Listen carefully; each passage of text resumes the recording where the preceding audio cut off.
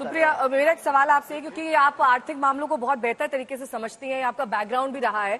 Middle class को लेकर एक बड़ी बहस है। मिडिल क्लास का दायरा क्या है? क्या ये दायरा सिमटता जा रहा है? कौन सा वो इनकम वर्ग है जो आप अब मिडिल क्लास की श्रेणी में रखेंगे? देखिए, हमने एक एनालिसिस किया है और ये रिसर्च रिपोर्ट्स और सरकारी आंकड़ों पर है। इस देश की आधी आबादी आज 100 रुपए से कम पर अपना गुजर बसर कर रही है, तो मिडिल क्लास भी संकुचित होता जा रहा है। हिंदुस्तान की एक ये बहुत बड़ी खासियत थी कि हमारा मिडिल क्लास बड़ा है और उसके चलते हम एक बहुत बड़ा मार्केट थे। आज असलियत यह है कि हमारा मिडिल क्लास के भी संकुचन हो रहा है और उसके चलते सरकार का फोकस होना चाहिए कि लोगों के हाथ में ज्यादा पैसा है। मेरा अपना मानना है, अगर 100 रुपए पर 50% आबादी इस देश की गुजर बसर करने को मजबूर है तो वो दिक्कत तलब बात है। कॉर्पोरेट टैक्स अगर कम है इनकम टैक्स कलेक्शन से, वो दिक्कत तलब बात है। और मैं एक छोटी सी बात कहकर अपनी बात खत्म करूंगी। पिछले साल बहुत उम्मीदें थी अंजना जी और नेहा जी, लेकिन पिछले साल इंडेक्सेशन, पिछले साल एलटीसीजी, ये सब थोप दिया गया था मिडिल क्लास। मैंने कहा फ्लैट बजट जफर जफर इस्लाम साहब की शिकायत है, आप कैमरा ऐसा रखिए कि वो दिखते रहे।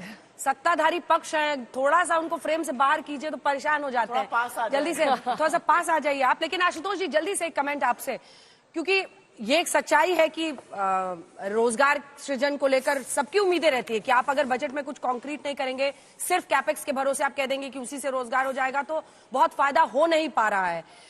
5 जुलाई 2019 जब निर्मला सीतारमण ने अपनी पहली बजट पेश की थी तो उन्होंने कहा था, यकीन हो तो कोई रास्ता निकलता है, हवा की ओट भी लेकर चिराग जलता है। ऐसी ही चुनौती उस कोविड का दौरान था, लेकिन ऐसी ही चुनौती आज भी रोजगार को लेकर देश में है और ये सबसे बड़ा चैलेंज है। देखो, सबसे बड़ी बात ये, मैं इसके कि इनकम टैक्स वगैरह के चक्कर में नहीं जाऊंगा, क्योंकि मुझे लगता है कि हमारी अर्थव्यवस्था एक ऐसे स्ट्रक्चरल क्राइसिस में फंस गई है जहां से बाहर निकलने की गुंजाइश दिखाई नहीं पड़ती। उसको मैं 3-4 उदाहरण दूंगा। पहली बात यह कि हमारा अगर एफडीआई अगर आप देखें तो पिछले 12 साल के लोएस्ट में जा रही है। हमारा जो आउटफ्लो है, जो इंडियन कंपनीज का जो फॉरेन इन्वेस्टमेंट है, वो लगातार बढ़ रहा है। इसका मतलब जो हमारी अपनी कंपनीज हैं वो भी इस देश के अंदर इन्वेस्टमेंट करने से डर रही, और जो फॉरेन डायरेक्ट इन्वेस्टमेंट अगर नहीं आ रहा तो उसका मतलब कि उनको भी भारत के इकोनॉमी पे कॉन्फिडेंस नहीं है। अगर इसके संदर्भ अगर हम चीजों को देखें, और इकोनॉमिक सर्वे कह रहा है कि हमारा जो ग्रोथ टारगेट जीडीपी का है वो 6.3 to 6.8 है। हाँ। ये अपने आप में एडमिशन है कि सरकार पिछले सालों में फेल रही है भारत की अर्थव्यवस्था में किसी ग्रोथ को स्पर्ट देने में। हाँ। उसके संदर्भ में 3 चीज अगर आप देखिए, डिमांड कोविड के बाद से लगातार नीचे जा रही है। अर्बन सेंटर्स में तो नीचे चली गई है, पिछले दिनों रूरल सेंटर्स में कुछ डिमांड दिखाई पड़ी थी, वो भी अब धीरे धीरे कम होती जा रही। तीसरा, जॉब अब इस हालत में पहुंच गया है कि लड़के अगर आप दिन भर जाएं गांव में, शहरों के अंदर, तो खाली बैठे दिखाई पड़ते हैं, कोई जॉब अपॉर्चुनिटीज दिखाई नहीं पड़ रही है। और तीसरी बात, महंगाई। अभी सरकार ने यह कहा इकोनॉमिक सर्वे में कि भाई 5.4 से घट के 4.9% हो गया है इन्फ्लेशन, लेकिन उसमें जो हिडन फैक्टर है, और 25-26 के लिए वो प्रोजेक्ट कर रहे हैं 4.1। वो छोड़ दीजिए, उसका जो हिडन फैक्टर है जो हमारे गरीबों और मिडिल क्लास में बहुत बुरी तरीके से तकलीफ दे रहा है, वो है फूड इन्फ्लेशन, जो 10% 9% के आसपास लगाता है। इधर से एक के बाद एक। और ये श्रेया चैटर्जी हमारी सहयोगी एक बार राष्ट्रपति भवन से हमारे साथ जुड़ गई हैं। वित्त मंत्री वहां पर पहुंच गई हैं। श्रेया जी, वित्त मंत्री अभी अंदर ही हैं, वो राष्ट्रपति भवन के अंदर है। आप देख सकते हैं कि जो रूटीन प्रोग्राम होता है हर बजट से पहले, वो चल रहा है। थोड़ी देर में वो यहाँ से निकलेंगी, पार्लियामेंट पहुंचेंगी, कैबिनेट को साझा करेंगी बजट के बारे में। उसके बाद 11 बजे वो बजट हमारे सामने पेश करेंगे।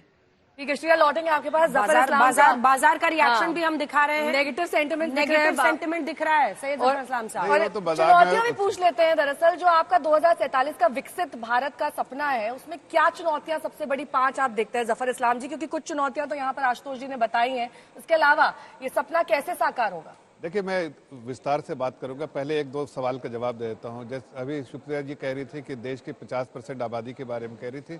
जो विकसित नेशन है जैसे यूनाइटेड किंगडम, उसके 55% आबादी है जिसके पास 500 पाउंड से ज्यादा उनकी नेटवर्थ नहीं है।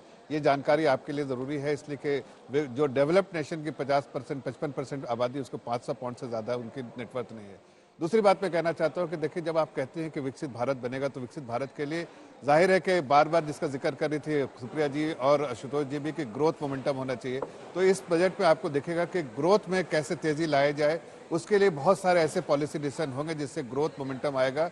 मोमेंटम दिख रहा है, जो हाई फ्रीक्वेंसी डेटा है पिछले क्वार्टर में, उसमें देखा मोमेंटम है, लेकिन और भी ज्यादा इकोनॉमिक एक्टिविटीज होनी चाहिए। पर्टिकुलरली कंजम्पशन से रिलेटेड और प्राइवेट इन्वेस्टमेंट से रिलेटेड बहुत ज्यादा जो है, जो सरकार इस बजट में ज्यादा कोशिश करेगी कंजम्पशन तो तब बढ़ेगा ना सर जब आप जेब में पैसा छोड़ेंगे। सुप्रिया जी, अगर इनकम टैक्स में वाकई इतनी बड़ी राहत मिलती है तो ये तो स्वागत योग्य होगा ना। 10 लाख तक अगर आप टैक्स से छूट दे रहे हैं तो फिर लोगों की जेब में ज्यादा पैसा तो फिर खरीदेंगे।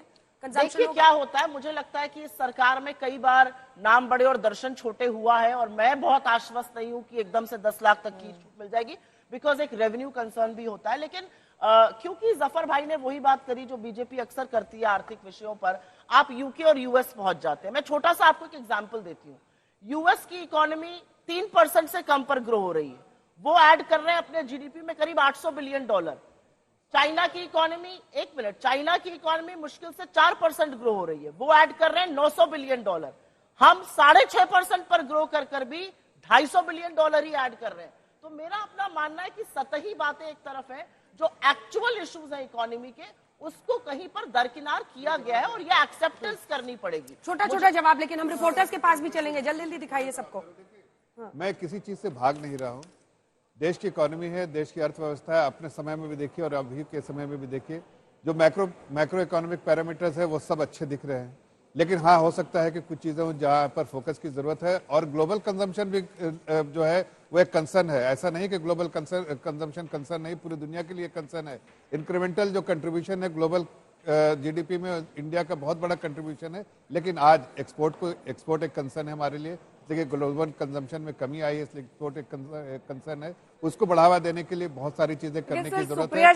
लेकिन एक मिनट प्रिया जी, 5 चीजों पर जवाब दे दीजिए बस। महंगाई दर, रोजगार, किसान और साथ ही निवेश अगर बढ़ेगा हिंदुस्तान में तभी हम वो विकास। देखिए एफडीआई बढ़ाने के लिए हमारी सरकार कम से कम 579 कंपनियों से लगातार बात कर रही है। मुझे पूरी उम्मीद है कि 579 बड़ी कंपनियां दुनिया की, अगर उसमें से 50 भी जो है there is a meeting of minds with 50 companies, तो वो 50 कंपनीज भी अगर हिंदुस्तान में निवेश करते हैं तो एफडीआई का आंकड़ा वैसे ही बढ़ जाएगा। लेकिन फिर भी मैं आप लोगों की जानकारी के लिए बताता हूँ कि जरा एक यूपीए का 10 साल का समय का एफडीआई का नंबर देख लीजिए, और अभी के समय का वहाँ 250 मिलियन भी नहीं आया था, और अभी 3/4 मिलियन से भी ज्यादा हमारे में गलत जगह छेड़ दिया है। तो अब दूसरी बात, मैं एक सरकार पे चले गए। मैं सिर्फ इतना कह रहा हूँ कि एफडीआई का ऐसा नहीं कि मोमेंटम कम है।